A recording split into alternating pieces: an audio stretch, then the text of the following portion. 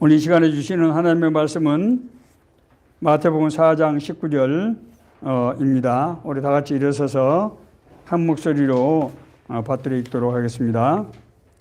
말씀하시되 날 따라오너라 내가 너희로 사람을 낳는 어부가 되게 하리라. 아멘. 네, 앉아주십시오. 예수님께서는 공생애를 시작하신 지 3년 만에 유대교회에서 이단자로 몰려서 생을 마감하게 되었습니다. 한 사람이 자기 자신의 사상과 꿈을 세상에 알리는 데는 너무 짧은 그런 기간이었습니다. 그런데 놀라운 것은 예수님의 사후 100년도 지나지 않아서 예수님의 삶과 사상에 대한 27권의 저술이 기록되어서 인류를 이끄는 사상체계가 되었습니다. 또 3세기 만에 이제 그의 가르침이 세계적인 종교가 되어서 온 인류가 이 종교를 믿고 따르는 그런 역사가 일어난 것입니다. 어떻게 해서 3년 동안의 사역으로 이런 엄청난 일을 이룰 수가 있었던 것인가? 도대체 그 비밀이 무엇인가? 오늘 이 문제에 대해서 우리는 예수님께서 행하신 사역과 삶을 통해서 알아보고자 합니다. 예수님의 사역을 요약하면은 되게 세 가지로 나눠서 말씀드릴 수 있습니다. 예수님의 사역의 첫 번째, 가장 핵심적인 것은 이 땅에 임한 하나님의 나라를 소개한 것이었습니다. 예수님께서 공생을 시작하시면서 첫 번째 바라신 메시지가 뭔가 하면은 회개하라, 천국이 가까이 왔느니라 하는 말씀이었습니다. 하나님의 나라가, 하나님이 통치하시는 나라가 이 땅에 너희 곁에 임하였으니 너희들이 회개하고 믿기만 하면은 하나님의 나라를 누리게 된다. 이런 얘기입니다. 사실 당시로서는 하나님의 나라가 이 세상에 땅에 임한다고 하는 것은 도저히 상상도 할 수 없는 그런 개념이었습니다. 그런데 예수님께서는 가난하고 소외된 이들 찾아다니시면서 병든 자를 고치시고 귀신을 쫓아내시고 심지어 죽은 사람을 살리심으로써 진짜로 하나님의 나라가 이 땅에 임한 것을 나타내신 것입니다. 이것을 본 무리들은 예수님께서 말씀하신 하나님 나라가 진짜로 자기 눈앞에 확실히 이루어지고 임한 것을 보게 되었고 그 결과 많은 사람들이 예수님을 따르게 되었던 것입니다. 예수님께서 이제 제 3년째 6월절에 예루살렘 성에 입성하실 때는 수많은 무리들이 모여서 종려나무 가지를 들고 자신들의 겉옷을 벗어서 바닥에 깔면서 호산나 찬송하리로다 주의 이름으로 오시는 이 곧 이스라엘 왕이시여 라고 외쳤던 것입니다. 그 많은 무리들이 예수님을 누구로 인정했다고요? 메시아, 하나님의 구원자로 인정을 했던 것입니다. 이것이 바로 3년 안에 이루어진 그런 일이었습니다. 두 번째로 예수님께서는 소수의 제자들을 세우셨습니다. 예수님은 자기 자신의 이런 능력으로 이스라엘에 아마 명실상부한 지도자가 될 수 있었을 것입니다. 그렇잖아요. 수많은 사람들이 예수님의 있는 곳에 몰려왔고 예수님이 예루살렘에 갔을 때는 정말 왕으로 그렇게 대접을 했단 말입니다. 그런데 예수님께서는 이들 대상으로 가르침을 베푸시거나 이 사람들 조직화해서 자기 영향권 그룹으로 만드시지 않았습니다. 심지어 예수님께서는 자기를 따르려고 찾아오는 무리들 중에서 세상적인 그런 삶을 부인하고 하나님 나라 구현의 마음을 품지 못하는 어정쩡한 그런 믿음을 가진 이들을 받아들이지 않으셨습니다. 성경의 기록에 의하면 예수님께서 직접적으로 가르침을 베푼 사람은 한 70명 정도, 많게는 한 70명 정도, 그리고 적게는 12명의 소수의 제자들을 세우고 가르쳤던 것으로 그렇게 기록되고 있습니다. 한 사상 체계를 이루고 전파하는 데는 너무나 적은 규모라고 하지 않을 수 없습니다. 세 번째로 예수님께서는 소수의 제자들 택하시고 부르실 때 나를 따라오너라 내가 너희로 사람을 낚는 어부가 되게 하리라 라는 비전을 주시고 그리고 그 비전에 따라오도록 그렇게 하셨습니다. 예수님의 메시지는 아주 분명한 것이었습니다. 그것은 사람을 낚는 어부, 물고기를 낚는 어부가 아닌 사람을 낚는 어부, 인간의 영혼을 구원하는 일을 하게 될 것인데 나를 따라오너라. 그걸 위해서는 자기 자신의 삶을 본받아야 된다고 말씀하신 것입니다. 예수님께서는 실제로 자신의 주 사역지인 갈릴리 해변의 작은 고을들 또 6월절에 예루살렘 성전을 가실 때 제자들을 데리고 가시면서 자신의 삶의 실제 모습과 그리고 사역을 통해서 제자들이 보고 배우도록 그렇게 하셨던 것입니다.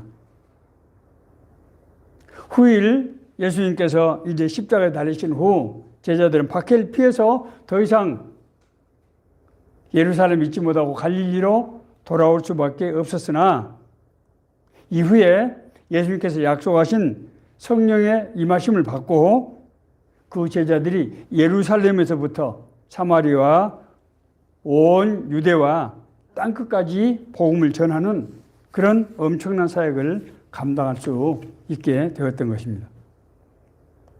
저는 지금 세 가지를 말씀드렸습니다. 예수님께서 비전으로 제자들을 부르셨다. 그리고 자신의 삶으로 그 비전을 보이셨다. 첫 번째. 자, 두 번째, 예수님께서는 소수의 제자들, 많은 무리를 택한 것이 아니고 많은 사람들을 자기 사람으로 만든 것이 아니고 소수의 제자들을 택하셨다. 세 번째, 예수님을 따라왔던 사람들은 세상에서 잘나고 교육을 많이 받은 사람들이 아니고 갈릴리 해변가에 순박한 어부들이었다. 이런 말씀을 드렸습니다. 왜 그렇게 했을까? 어떻게 그런 제자들이 이런 사람들이 그런 엄청난 일을 할 수 있었을 것인가 하는 것을 우리가 살펴봐야 할 것입니다. 자, 첫 번째, 예수님은 어떤 사람을 선택했는가? 예수님이 선택한 사람은 어떤 성향의 사람들이었던가? 이것을 우리가 생각해야 됩니다. 그 사람이 어떤 사람인가를 보려고 하면은 어떻게 해야 된다고요? 그 사람과 함께하는 사람들을 보면은 그 사람이 어떤 인품의 사람인지 알 수 있습니다. 우리가 이제 정치에 이제 선거 때가 되면은 정치인들을 우리가 이제 판단해서 이제 투표를 하게 되는데 그렇죠? 우리가 보통 잘 모르잖아요. 잘 모릅니다. 그러면 우리는 무엇을 보고 그 사람을 판단합니까? 그 사람이 살아온 경력, 어디서 무슨 일 어떻게 했는가, 그리고 그 사람이 지금 어디에 속해 있었는가, 이것들 되게 보는 것이죠. 예수님을 처음 따랐던 사람이 누군가 하면은 세례 요한의 원래 제자였던 안드레와 요한이었습니다. 안드레와 요한은 갈릴리 사람이었는데 당시에 세례 요한이 유대 광야에서 회개 운동을 일으켰단 말이에요. 세례 요한이 성경에 자세히 기록되어 있지는 않지만은 행한 이적들이 얼마나 컸든지 수많은 사람들이 세례 요한의 회개 운동에 참여했고 심지어 많은 제사장들이 가서 세례 요한에게 세례를 받았어요. 아니, 갈릴리 시골 사람인 안드레와 요한이 그 세례 요한을 따라 나섰던 것입니다. 안드레와 요한이 어떤 사람이었다고요? 그들의 마음속에 하나님의 나라에 대한 강렬한 그런 이끌림이 있었다는 것을 우리가 알 수 있습니다. 그렇지 않으면은 갈릴리 어부가 어떻게 그 세례 요한 광야에서 외치는 세례 요한을 따라 나설 수 있겠습니까? 뿐만이 아닙니다. 예수님께서는 빌립의 소개로 자기에게 나온 나다나엘을 만났을 때 뭐라고 말씀하시는가 하면은 보라 이는 참으로 이스라엘 사람이라 그 속에는 간사한 것이 없도다 이렇게 얘기합니다. 그래서 나다나엘이 깜짝 놀라서 아니 선생님 나는 선생님을 처음 뵙는데 선생님이 어떻게 나를 그렇게 잘 아십니까? 그때 예수님께서는 그렇게 말씀하셨습니다. 내가 무화과 나무 아래에 있을 때 내가 너를 보았다.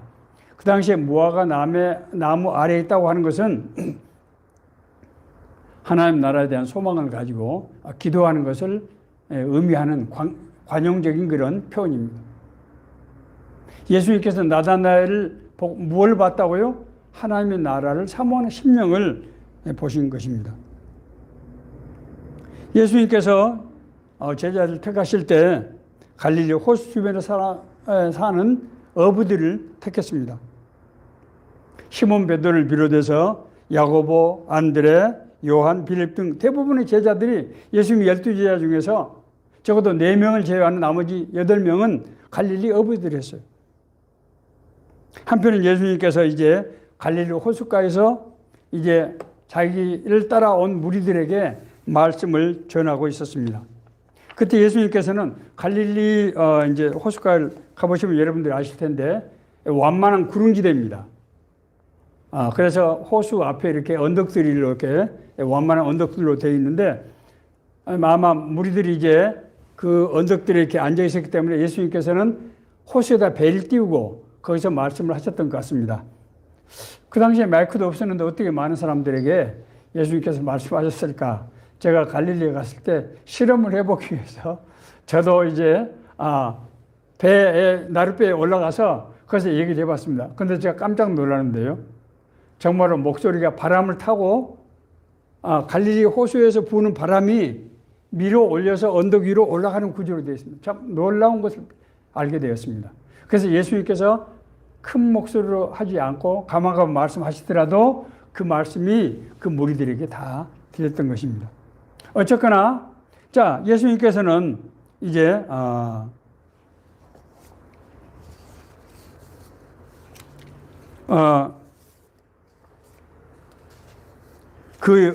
이제 옆에서 고기를 잡고 있던 베드로에게 깊은 데로 가서 그물 내리라 그렇게 말씀하셨습니다. 그러자 베드로는 선생님 우리가 밤이 새도록 수고를 했지만은 잡은 것이 아무것도 없습니다. 그런데 선생님께서 말씀하시니까 저희들이 한번 그물 내려보기는 하겠습니다. 라고 그물을 내렸습니다. 그런데 어떤 일이 일어났습니까? 그물이 찢어질 정도로 많은 고기가 이제 걸려오게 되었습니다. 그래서 그때 베드로는 무릎을 꿇고 예수님 앞에서 주여 나를 떠나소서 나는 죄인이로소이다 이렇게 고백합니다. 뭘 나타납니까? 눈앞에 보는 이적이 나타났을 때 하나님의 신성을 보고 자기 자신이 죄인이라고 하는 것을 고백할 정도로 그런 순전한 심령의 소유자였다고 하는 것을 성경은 그렇게 묘사하고 있는 것입니다. 이렇듯 예수님이 택하셨던 사람들의 특징은 하나님 나라에 대한 소망을 가진 그런 순전한 사람들이었다고 하는 것입니다. 예수님께서 하나님의 나라가 누구의 것이라고 했습니까? 심령이 가난한 자는 복이 있나니 천국에 그들의 것이며 온유한 자는 복이 있나니 그들이 땅을 기업으로 받을 것이요. 하나님이 주신 은혜로 이 세상을 다스리게 될 것이다. 그런 얘기입니다. 마음의 심령이 가난한 사람, 이 세상이 아닌 죄된 세상에 하나님의 나라에 대한 소망을 가지고 그 사모하는 마음을 가진 사람에게 하나님 나라가 임한다고 하는 것입니다. 왜 그렇다고 해서 예수님께서는 좀 더 교육이 되고 영향력이 있는 사람들을 제자로 세우면은 보다 효과적으로 복음을 전할 수 있을 텐데 왜 이런 사람들을 택하셨을까 하는 의문이 또 생길 수 있습니다. 그것은 예수님께서 전하고자 하는 복음이 무엇인가하고 관련이 있습니다. 예수님이 전하시고자 하는 복음은 이 땅에 임한 하나님의 나라를 실제를 보여주는 것입니다.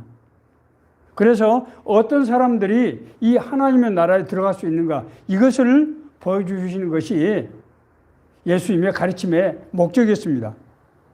그렇기 때문에 이 하나님의 나라는 앞서 말씀드린 대로 세상적인 욕망이나 재주가 아닌 하나님의 나라를 사모하는 순전한 그런 심령을 가진 사람들만이 하나님의 나라를 볼 수 있고 그 하나님의 나라에 대한 그런 소망을 품을 수 있게 되는 것입니다. 우리가 그런 점에서 예수님께서 이 갈릴리 해변의 어부들 택하셨다고 하는 것은 우리가 쉽게 이해할 수 있는 그런 방법이라고 하는 것입니다. 자, 두 번째로 예수님께서 앞서 제가 말씀드릴 때 예수님께서는 소수의 제자들을 택했다 이렇게 말씀드렸습니다. 예수님께서는 공생을 시작하시면서 고향 나사렛을 비롯해서 갈릴리 호수 주변의 작은 고을들, 이게 일테면 가버나움, 게네사렛, 베세다 뭐 이런 마을들입니다. 성경에 자주 나오는 이름들. 예수님 주로 갈릴리 해변 지역에서 그리고 그 너머에 두로와 시돈 이런 이방 지역에서 복음을 전하셨어요. 물론 6월절이나 이때 예루살렘에 가셨습니다만 그때는 성전 예배를 드리기 위한 것이고 본격적으로 그쪽에 가서 복음을 전하는 목적은 아마 아니었던 것 같습니다. 예수님께서는 이런 작은 고을에서 병자를 고치시고 귀신을 쫓아내시고 죽은 사람을 살리시는 그런 기사와 표적을 행했습니다.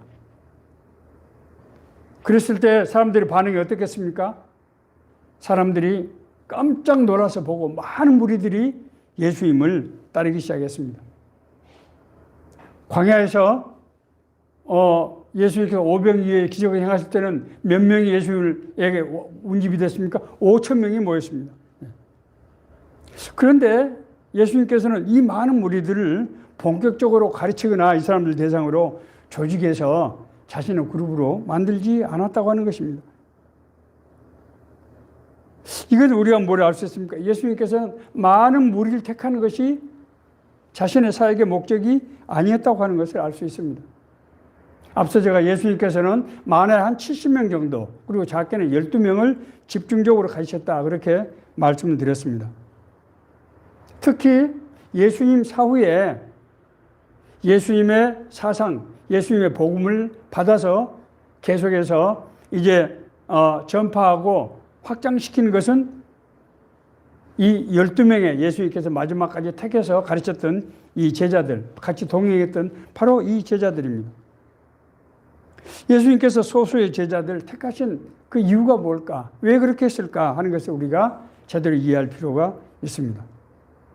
그것은 예수님의 목적이 하나님의 나라가 이 땅에 임한 것을 알게 하는 것이었기 때문이다. 제가 그렇게 말씀드렸습니다. 하나님의 나라가 이 땅에 임ang, 우리가 하나님의 나라에 들어갈 수 있다는 거예요. 하나님의 나라의 백성이 될 수 있다는 거예요. 하나님의 자녀가 될 수 있다는 거 하는 것입니다. 자, 그렇게 하려고 그러면 어떻게 해야 됩니까? 구원받고 거듭나서 그런 삶을 살아야 되는 것이죠. 그런데 하나님의 나라, 여러분, 하나님의 나라를 우리가 어떻게 이해할 수 있습니까? 하나님의 나라는 눈에 보이지 않기 때문에 이론적으로 설명할 수밖에 없는데 이론적으로 설명해서 어떻게 하나님의 나라를 알 수 있겠습니까? 예수님도 하나님의 나라를 이론적으로 설명하지 않고 여러 가지 비유를 통해서 말씀하신 것을 볼 수 있습니다. 눈에 보이지 않는 하나님의 나라를 인간이 이해할 수 없기 때문입니다. 그래서 예수님께서는 자신의 삶에 나타난 하나님의 나라를 보여주심으로써 사람들이 그 하나님의 나라를 자기가 체험함으로써 하나님의 나라를 알 수 있도록 그리고 전할 수 있도록 그렇게 하신 것입니다. 자, 이렇게 하려고 그러면 어떻게 돼요? 소수의 사람들을 같이 살면서 자신의 삶을 통해서 진짜로 하나님의 나라가 임하고 역사하는 것을 알 수 있도록 그렇게 해야 될 것입니다. 그래서 예수님은 맨투맨이라는 말이 1:1이라는 뜻도 있지만은 대면관계를 말하는 거예요. 대면관계를 통해서 늘 12제자들과 같이 살면서 예수님의 삶 가운데서 사역 가운데 나타난 하나님의 나라를 실제를 보고 그리고 예수님께서 그 제자들을 7,000명을 택해서 예수님께서 행하신 그 권세와 능력을 주셔서 여러 고을에 가서 자기들이 복음을 전할 때 병을 고치고 귀신을 쫓아간 능력이 자기들에게 나타난 것을 보게 하셨단 말입니다. 그래서 예수님께서는 이 소수의 사람들을 택해서 그렇게 할 수밖에 없었던 것입니다. 그러나 이것은 자신들이 예수님의 삶을 두 눈으로 똑똑히 보고 하나님의 나라가 임한 것을 똑똑히 보고 그 하나님의 나라가 자신들에게 임했다고 하는 것을 체험했기 때문에 이것은 부인할 수 없는 사실이 되었고, 나중에 이제 베드로를 비롯해서 제자들이 증언하는 걸 보면 우리가 눈으로 보고 체험한 것을 우리는 말하지 않을 수 없다, 그렇게 얘기한 것입니다. 예수님의 제자들이 전하는 것은 지식이 아니었습니다. 실제 하나님의 나라 실제, 그리고 어떤 사람이 하나님의 나라에 합당한 사람인가, 하나님의 능력과 역사가 어떻게 나타나는 것을 두 눈으로 똑똑히 자신의 삶을 통해서 봤던 것입니다. 예수님께서는 그렇기 때문에 자신의 삶으로 제자들을 가르친 것입니다. 예수님께서 앞서 말씀드린 대로 나를 따라오너라 할 때 이 따라오너라는 말은 나에게 배우라는 뜻도 있지만은 진짜로 나하고 같이 산다, 그런 것을 의미하는 것입니다. 그래서 어부들이 그물을 버려두고 예수를 좇으니라 성경은 그렇게 묘사하고 있습니다. 예수님이 제자들 지식으로 부른 게 아니고 뭘로 부르셨다고요? 자신의 삶으로 부르신 겁니다. 예수님께서 제자들에게 보여주신 것은 하나님 나라 실제였어요. 우리가 개념상으로 알고 있던 하나님의 나라, 그러니까 진짜 눈앞에서 나타난 것을 본 겁니다. 그게 뭡니까? 예, 주님의 권능이에요. 하나님만 할 수 있는 권능. 병자가 나음을 입고 귀신이 쫓겨나가고 죽은 사람을 살리신 거예요. 그것을 볼 때 사람들은 진짜로 하나님의 나라가 임한 것을 부인할 수 없었어요.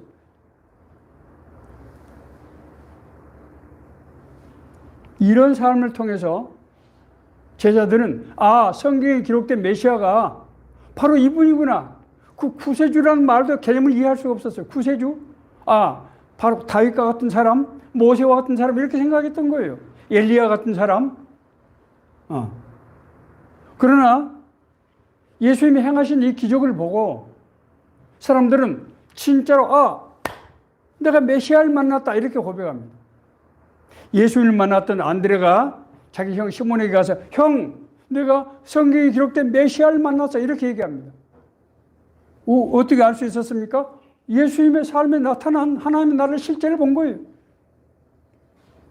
예수님을 만났던 빌립도 자기 친구들에게 자기 친구 나다나에게 예수님을 소개하면서 뭐라고 얘기하는 거면은 모세가 율법에 기록했고 여러 선지자가 기록한 그 일을 우리가 만났다, 이렇게 얘기하는 거예요. 예수님께서 제자들에게 보이신 삶이 바로 하나님의 나라가 이루어지는 실제 현장이었던 것입니다. 예수님께서 제자들이 이제 머지않아 자기가 제자들에게 하나님 나라 갈 것을 이제 말씀하시면서 내가 어디로 가는지 그 길을 너희가 알고 있다, 그렇게 얘기했습니다. 그때 도마가 어떤 인물입니까? 아주 굉장히 의심 많은 도마로 우리 어렸을 때 배웠죠. 도마는 이성적인 사람이라는 뜻이죠. 이성적으로 판단하는 사람. 도마가 이렇게 말했어요. 주님, 주께서 어디로 가시는지를 우리가 어떻게 알 수 있습니까? 주께서 어디로 간다고 말씀하시지 않지 않았습니까? 그런 말이죠. 그때 예수님께서 이렇게 말씀하십니다. 내가 곧 길이요 진리요 생명이다. 여러분, 길과 진리와 생명은 누가 만든 것이고 어디에 있는 것입니까? 하나님의 나라에 있는 것이죠. 예수님께서 내가 곧 길이고 진리고 생명이다 라고 말씀하시면서 내가 이렇게 오래 너희와 함께 있었을 때 너희가 나를 알지 못하느냐? 나를 본 자는 아버지를 보았거늘 어찌 아버지를 또 보이라고 하느냐? 예수님을 본 것은 누구를 본 거라고요? 하나님을 본 것이고, 하나님을 본 것은 하나님의 나라가 나라에 있다고 하는 것을 지금 의미하는 것이죠. 그래서 예수님께서는 이제 병자를 고치시면서 중풍병자 고치시면서 내 죄의 사함을 받았다고 말씀하시고 내가 성령의 능력으로 귀신을 쫓아낸 것은 하나님의 나라가 임했다고 하는 것을 나타내는 것은 아니냐라고 바리새인들에게 그렇게 말씀하신 것입니다. 뭐라고요? 우리가 받은 하나님의 은혜, 그것은 하나님의 나라가 우리에게 임했다고 하는 것의 결정적 증거라고 하는 것입니다. 그렇기 때문에 이제 바울은 이 예수님을 본받아서 내가 그리스도를 본받은 것처럼 너희는 나를 본받는 자가 되라.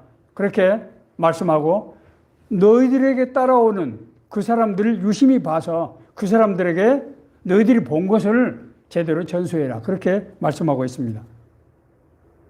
예수님의 제자들은 뭘로 가르쳤다고요? 자신의 삶, 자신의 삶에 나타난 하나님의 나라를 보여줌으로써 하나님 나라가 어떤 것인지 그리고 어떻게 하면은 하나님 나라에 들어갈 수 있는지를 확실하게 알 수 있도록 그런 방법을 하셨던 것입니다. 뿐만이 아닙니다. 예수님께서는 자신이 행한 것을 제자들도 행할 수 있도록 그렇게 위임하셨어요. 이걸 뭐 이제 우리말로 분여라고 하는데 말이죠. 무슨 말인지 좀 어려운데 영어로는 impartation이라고 합니다. 자기 권한을 이제 제자들에게 이제 전수한 것이죠. 예수님께서 자기 자신의 권능을 제자들에게 주셨습니다. 자, 예수님께서 첫 번째 이제 베드로가 신앙 고백할 때 너희는 날 누구라 하느냐? 그때 베드로가 뭐라고 했습니까? 주는 그리스도시요 살아계신 하나님의 아들이십니다. 이게 뭘 의미합니까? 예수님을 하나님의 나라로 하나님의 아들로 인정한 것이죠. 예. 그때 예수님께서 이렇게 말씀하셨습니다. 내가 천국의 열쇠를 너에게 주리니 내가 땅에서 무엇이든지 매면 하늘에서 매일 것이요 내가 땅에서 무엇이든지 풀면 하늘에서 풀리라. 베드로 제자인 베드로에게 뭘 준다고요? 천국의 열쇠, 그 권능을 준다는 거죠. 그 권능은 어떤 권능입니까?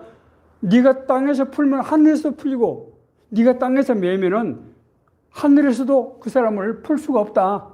이런 권능 아닙니까? 그렇죠? 네. 자, 그리고 나서 예수님께서는 자기 사후에 제자들 이 자신의 사역을 개성할 수 있도록 자신이 가지고 있던 권능을 이 제자들에게 위임을 하셨는데 70명을 2명씩 짝을 찌어서 여러 고일로 보내실 때 무슨 권능을 줘서 보냈습니까? 복음을 전하고 병을 고치고 귀신 쫓아내는 권능을 주셔서 보낸 거예요. 그래서 제자들이 실제로 가서 그런 일을 할 때 정말로 자기들 통해서 병 환자가 일어나고 귀신이 쫓겨나가는 것을 자기들이 체험하게 된 것입니다. 이후에 예수님 사후에 성령이 다시 임해서 그 권능이 제자들에게 임했을 때 이것을 본 많은 무리들이 예루살렘에 모여서 성령 공동체를 만들고 서로 유무상통하고 모이면 찬양하고 하나님의 말씀을 배우고 서로 더불어 살아가면서 오늘날 교회 모형을 이룬 것입니다. 예수님께서는 자기가 행사하던 그 권능을 그대로 주셔서 제자들이 그 성령의 권능을 받게 하고 그리고 그것이 교회가 되어서 오늘날까지 이 땅에 하나님의 나라가 이루어질 수 있도록 그렇게 행하셨다고 하는 것입니다.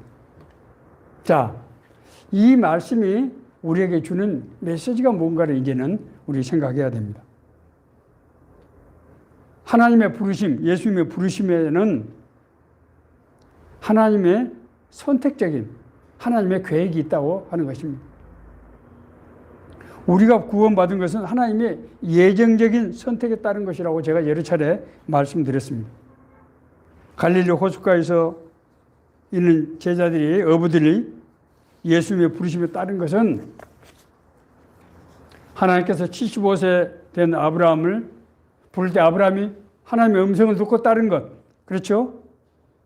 형 에서를 속에서 장자권을 차지했던 야곱이 광야에서 사닥다리를 타고 내려오는 하나님의 천사를 만나고 나서 하나님의 음성을 들었던 것. 이런 것들이 뭐라고요?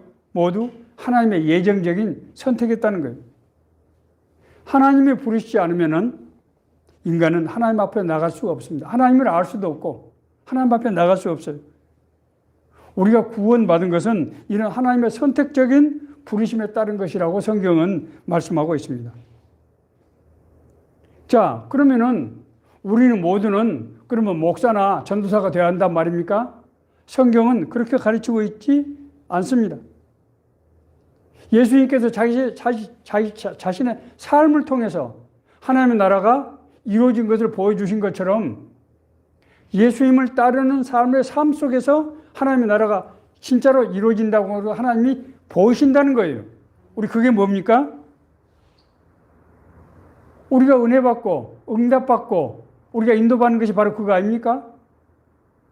저는 하나님의 은혜로 제가 병이 나았어요. 병원에 가서 나은 게 아닙니다. 하나님이 그냥 만져주셨어요. 제 아내도 우리 사모도 하나님의 은혜로 병이 나았어요. 우리 두 사람뿐입니까? 그렇지 않습니다. 오늘날 지난 2000년 동안 수도 없이 많은 사람들이 하나님의 은혜로 병 낫고 고침받고 변화되고 새로운 삶이 됐어요. 정말 기적 중의 기적은 병 나은 것이 아니고 귀신을 쫓아낸 것이 아니고 우리가 구원받고 거듭난 거예요. 하나님을 알지도 못한 사람들이 갑자기 사람이 변해서 사도행전 성령 공동체를 한번 보세요. 그 사람들은 며칠 전만 하더라도 서로 많은 걸 차지하기 위해서 서로 아비다툼하고 갈등하고 대립하던 사람들이었어요. 그 사람들이 성령의 은혜를 받고 나자 자기 소유를 팔아가지고 가난한 사람들 나눠주고 서로 각기 내 것이다 내 것이다 하지 않고 필요한 사람들이 같이 더불어 쓰고 먹을 때마다 하나님을 찬양하고 하나님의 말씀을 듣고 서로 기도하고 이런 이상한 현상이 일어나는 거예요. 이게 뭡니까? 하나님의 나라의 모형이에요. 바로 그게. 아직 불완전하긴 하지만은 우리가 앞으로 가서 누리게 될 하나님의 나라의 이 모형인 것입니다. 우리 삶 속에 나타난 변화가 바로 뭐라고요? 하나님의 은혜고 복음의 증거라는 거예요. 그게 바로 복음이라는 거예요. 우리 삶 자체가 복음이에요. 그래서 바울은 우리가 너희는 예수 그리스도의 향기다. 너희는 예수 그리스도의 편지다. 그렇게 말하는 거예요. 우리를 통해서 우리 변화된 삶을 통해서 우리의 삶의 간증을 통해서 뭐예요? 하나님의 나라가 임한 것을 사람들이 알게 된다고 하는 것입니다. 그래서 예수님께서는 너희는 세상의 소금이다. 너희는 세상의 빛이다. 이렇게 돼야 된다는 말씀이 아니에요. 소금이다. 빛이다라고 말씀하시는 거예요. 소금은 세상을 화해케 하는 기능입니다. 하나님과 사람을 화해케 해서 사람과 사람들이 서로 화해케 되는 예수 믿는 사람이 가면 그런 기능이 나타나게 된다는 거예요. 빛은 뭡니까? 복음의 빛입니다. 어둠이 밝혀지고 사람들이 복음으로 돌아오게 된다고 하는 것입니다. 나의 삶이 내가 삶 속에서 체험하는 그런 은혜들이 복음이 되어서 다른 사람에게 전해진다는 거예요. 자, 그러면 우리가 해야 될 일은 뭡니까? 우리가 복음의 능력이 나타날 수 있도록 늘 주님과 동행하는 삶을 사는 거예요. 우리가 주님과 동행하는 삶을 살 때 우리를 통해서 그리스도의 향기, 편지가 되어서 다른 사람에게 너하고 나하고 똑같은 학교를 나오고 똑같이 살았는데 왜 네 인생과 내 인생이 이렇게 다르냐 하는 얘기가 나오게 된다고 하는 것입니다. 자, 두 번째로 우리는 누구에게 복음을 전해야 됩니까? 우리는 모두가 다 하던 일 때려치우고 아프리카 선교사로 가야 됩니까? 아니라는 거예요. 어디로 간다고요? 삶이 바로 복음이라는 거예요. 예수님께서는 제자들을 강당에 모여서 가르치는 것이 아니고 자기 삶을 보여줌으로써 자기 삶이 바로 교제했던 거예요. 우리 삶이 바로 복음의 현장이라는 거예요. 그렇다면은 우리가 복음을 전해야 될 건 될 대상은 누굽니까? 우리 가족들, 우리 친척들, 우리 친구들, 우리 동료들, 이런 사람들이라는 거예요. 우리 삶이 바로 복음이기 때문에 만나는 사람들이 우리 복음의 대상이라고 하는 것을 인식해야 돼요. 그래서 우리 평신도 선교단체인 BBB 같은 경우에 삶의 현장이 바로 복음의 현장이다. 이런 비전을 가지고 일터에서 하나님의 사랑으로 동료들을 섬기고 그럴 때 그들에게 복음이 전파되고 그들이 진짜로 하나님과 동행하는 삶을 살게 한다는 것입니다. 그들의 삶 속에서 그러므로 우리가 가르쳐야 될 것은 뭡니까? 우리가 그 사람들에게 뭘 가르쳐야 됩니까? 그들의 삶 속에서 하나님의 나라가 이루어지는 것, 그것을 그들이 보게 하고 그 복음에 따라서 살 수 있도록 해야 한다고 하는 것입니다. 그렇게 하려고 하면은 많은 사람을 할 수가 없어요. 그들과 같이 더불어 살고 그 사람들이 내 삶을 이해하고 내 삶을 본받을 수 있도록 하기 위해서 우리가 동행하는, 교제하는 삶을 살아야 된다고 하는 것입니다. 이것을 바로 이제 관계성이라고 합니다. 관계성이라고 하는 것은 우리가 성령의 은혜 안에서 하나님의 인도하심 그 바탕 위에서 우리가 서로 삶을 나누는 교제를 할 때 이 사람들이 복음을 이해하게 되고 영접하게 되고 변화받는 놀라운 역사가 이루어진다고 하는 것입니다. 하나님께서 우리를 부르실 때 하나님은 우리를 미리 아시고 갈릴리 호숫가에서 있는 어부들에게 하신 그 말씀으로 우리를 부르신 거예요. 나를 따라오느라 내가 너희로 사람을 낳는 어부가 되게 하라. 제가 전에 출석하던 광림교회에서 92년도에 디모데 선교 연합회장을 하고 있었는데 많은 선교 회원들 어떻게 인도해야 될지 내가 알 수가 없는 거예요. 그래서 몇 날 며칠 기도했습니다. 하나님, 선교라는 게 무엇입니까? 내가 어떻게 해야 이 나에게 맡긴 이 직책을 내가 감당할 수 있겠습니까? 그때 이 마태복음 4장 19절 이 말씀이 저에게 다가왔습니다. 말씀하시되 날 따라오느라 내가 너희로 사람을 낚는 어부가 되게 하리라. 내가 이 사람들과 같이 무슨 행사를 하는 것이 아니고 우리 회원들하고 같이 도시락 먹고 또 우리 야외 예배도 나가고 우리 교회에서 같이 모여서 찬양하고 하면서 그 삶 가운데서 하나님의 나라가 이 사람들에게 전파되는 것이구나. 선교는 사람들 행사를 하는 것이 아니고 사람들을 예수님의 제자로 세우는 것이 바로 선교를 하는 개념을 이해하게 됐습니다. 하나님께서 우리를 부르실 때 나를 따라오느라 내가 너희로 사람을 낚는 어부가 되게 하리라 말씀하셨습니다. 우리들이 사는 삶의 현장, 우리 만나는 사람들이 복음의 대상이고 우리가 살아간 삶이 바로 복음의 도구가 된다고 하는 것입니다. 이 말씀이 우리 모두에게 주시는 하나님의 은혜의 말씀, 인도하시는 말씀이 되기를 간절히 바랍니다.